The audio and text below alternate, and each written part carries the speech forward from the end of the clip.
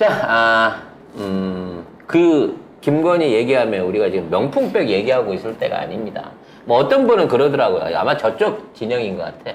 니들이 명품백에 매몰되는 순간, 지금 양평 고속도로 관련된 게 없어요. 왜 없어져? 다 할 거야.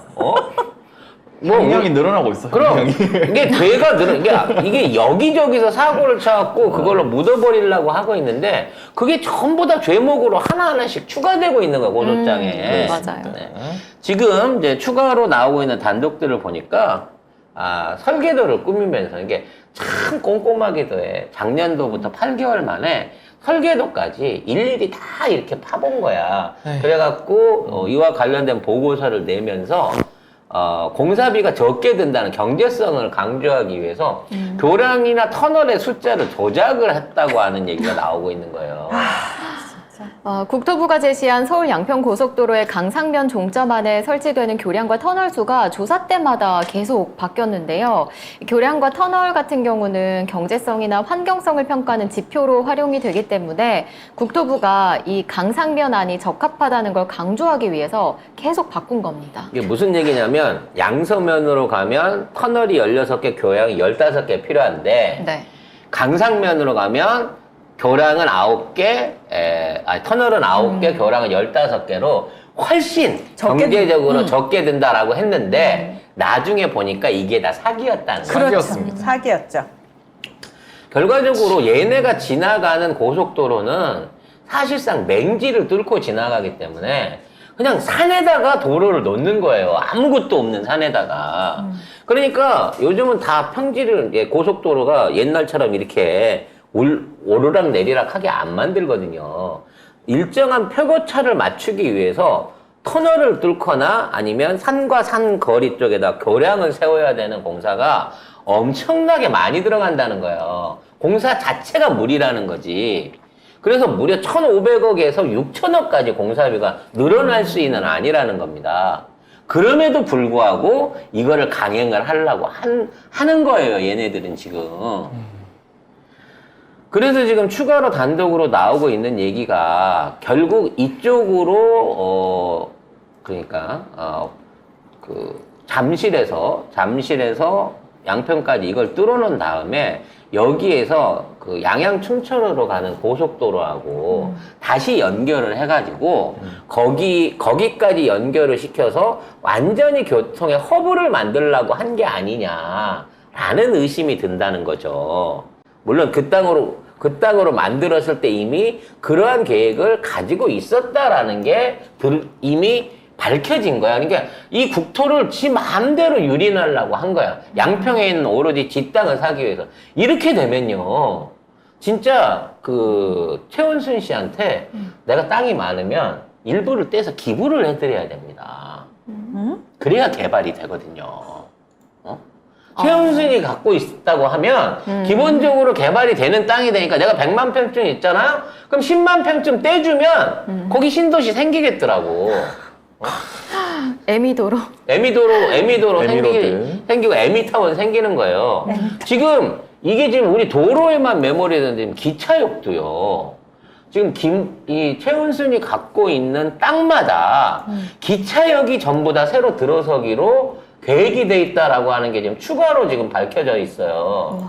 이게 뭐냐면 중부권 동서횡단 철도를 만들면서 저 상부에 있는 3개 지역에다가 역을 만드는 계획을 세웠는데 묘하게 저 역 앞마다 역하고 거리에 직선거리 1km 이내에 다 최은순의 땅이 있다는 거야. 야, 참 묘하네요. 진짜 묘하겠죠. 진짜 묘하다. 근데 묘한 건 땅을 산 시점이 철도가 기획되기 이전에 땅을 먼저 샀다는 거야. 그러니까 소문 듣고 땅을 산 게 아니고 내가 땅을 사놓고 거기에 여기 있으라 했더니 여기 생기더라. 야, 이 정도면 창조주지. 그렇지. 토목의 창조주인 거지. 네. 도대체 이게 얼마만큼 나라를 헤쳐먹으려고 돈을 헤쳐먹으려고 스케일을 부리고 있냐라는 부분이 이게 보통이 아닌 거예요. 그래서 이번에 원래 철도 담당하던 명부하기 때 철도 담당하던 그 민영화부터 시작해갖고 철도 담당하던 애가 지금 국토부 차관으로 간 게 그런 이유인 거예요. 그리고 그 차관 자리를 만들기 위해서 환경부 1급 직원들을 다 자른 거고 그 빈자리에 국토부 애들을 보내고 거기에다가 지 사람을 다 심은 거야, 이거 결국은. 어? 이 사기꾼들을.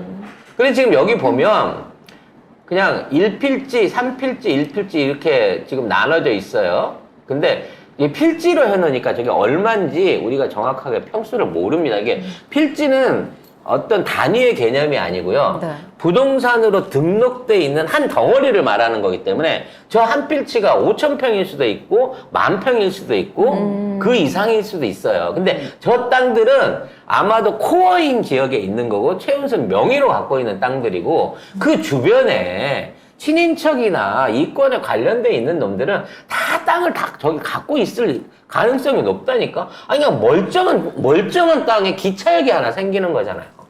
얼마나 땅값이 올라가겠냐고. 필지를 분할해갖고 명목 변경한 것만으로도 지금 강상면에 있는 땅이 58배가 올랐다고 하는데 고속도로가 들어오고 저 임야들 앞에 기차역이 생긴다고 치면 저기서 생기는 부동산에 있어서의 일종의 투자 가치, 그러니까 환급받을 수 있는 기대 이익은 수천억 수준인 거예요. 그럼 그 돈으로 갖고 얘들이 뭐 하겠냐는 거지. 또 존권 조작하고, 주가 조작하고, 딴 일 하고, 사기치고, 이러는 데다가 써먹으려고 하겠지. 나라 국간을, 나라 재정을 이렇게 지 개인적인 쪽으로 다 돌리고 있는 게 얘네 일가인 거예요. 얼마나 이런 게 앞으로 더 나올지 모른다니까. 지금 빙산의 일각이 밝혀지기 시작한 것 뿐이라는 거죠. 아이고. 그렇습니다. 네.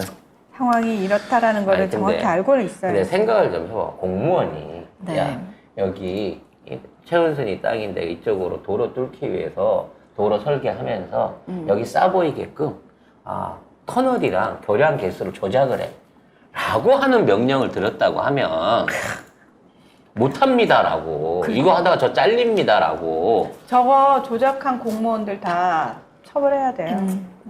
겁을 먹어야 되잖아요. 근데 이미 양평 땅에서 보여줬잖아. 건축허가 불법으로 연장 시켜가지고 과태료 안 물리고 그 아파트 500억 넘게 남겨 먹으면서 분담금 한 푼도 안 나게끔 해줬던 공무원은 겉으로 징계받고 나중에 승진했어요. 국장 됐어 지금. 그러면 걔들한테 그러겠지. 야 이건 너 기회야. 이거 나중에 걸려서 네가 징계받더라도 결과적으로는 나중에 너 승진하고 더 많은 대가가 기다리고 있어. 해! 라고 얘기를 했기 때문에 이거 하는 거예요 이놈들은. 도대체 어떻게 나라가 돌아가려고. 아니 그런 유혹을 받았으면 고발을 해야 될 거 아니야 공수처에다가. 이런 짓거리를 하고 공수처가 안 되니까 더 탐사에다가 이걸 해야 될 거 아니야. 제보를 해줘야 될 거 아니야. 그래서 일찍 터트렸으면 여기 들어가는 엄청난 예타 예산이나 설계 비용이나 환경평가 비용을 줄일 수 있었어요. 아예 이걸 안 한다고 치면. 근데 문제는 이 비용을 들였다는 이유만으로, 그걸 매몰시킬 수 없다는 이유만으로 이 노선과 이 철도를 강행할 놈들이라고 이놈들은. 그거는 우연의 일치일 뿐인 거고, 지금 이거를 폐지하거나 백지화하면 그 피해가 더 크다. 만일 이거 백지화라고 얘기하면 민주당 니들이 사과해라. 진짜 골 때리네, 진짜. 아이고. 이 모든 건 문재인 정부 때 여기에 도로를 안 놔줬기 때문이다. 라는 논리로 몰아붙일 거 아니에요. 정말 끔찍한 일들이 벌어지고 있고요. 그 증거가 나오고 있습니다. 이거 이제 천천히 차분하게 대장동처럼 키워나가면 돼요. 물론 검찰한테 맡기면 대장동 아무것도 안 나오지 않습니까? 네. 그렇게 큰 돈이 오고 갔다고 하는데 돈 받은 애들 계좌 추적도 안 했어요. 박영수 계좌 추적도 안 했습니다. 그러면서 지금 마감을 쳐가고 있거든요. 재판을 해갖고 빨리 이거를 3심을 후루룩 해갖고 특검 전에 끝내버리려고 하고 있어. 면죄부를 주기 위해서. 오늘 뭐 압수수색 했다던데, 보니까. 오늘 가서 하면 뭐 남아있나? 근데 그때가 언젠데 이제 와서 이게 몇 년도 일인데 지금 가갖고 압수수색을 해. 자료가 있었더라도 다 사가버렸겠다. 21년도 아니에요? 한 2년 된 거 아니에요 이거? 아니, 이게 저질러졌던, 이게 50억을 내고, 에휴. 처음에 자본금 빌려줘 가면서 대장동을 처음 시작했을 때는, 10년도 넘은 거야. 거의 10년 전 아니야. 근데 지금 가갖고 압수수색을 한다고? 이렇게 난리를 치고?